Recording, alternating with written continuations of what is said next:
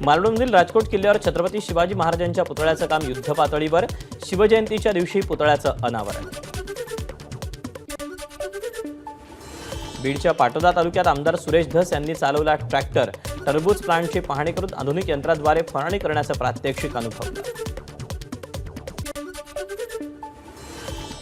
चेंबूरच्या Tata institute of social सायन्सच्या मुलींच्या वसतिगृहात गांजा आणि सिगारेट आढळल्यानं खळबळ.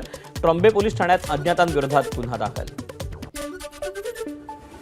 रायगडच्या महाडमध्ये तिहेरी तलाक प्रकरणी नवरदेवासह चौघांवर गुन्हा दाखल. पीडित महिलेनं पोलिसात तक्रार दिल्यानं गुन्हा उघडकीस, तर आरोपीनं पीडित महिलेकडे 1 कोटी रुपयांचं फ्लॅटची मागणी केल्याचा दावा.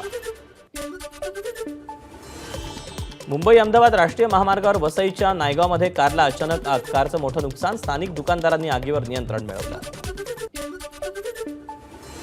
परभणी गंगाखेड महामार्गावर ट्रक चालकानं 3 वाहनांना उडवलं. एकाचा जागीच मृत्यू तर 3 जण जखमी.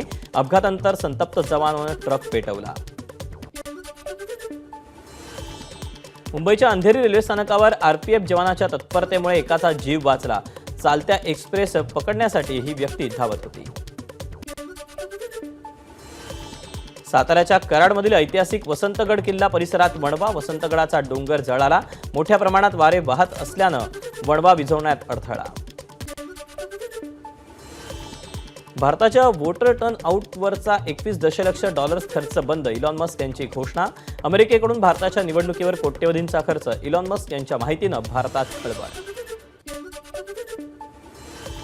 IPL 2025 स्पर्धेचं वेळापत्रक जाहीर. 22 मार्चपासून रंगणार IPLचा महासंग्राम. ईडन गार्डन्सवर कोलकाता विरुद्ध बंगलोर सलामीचा सामना.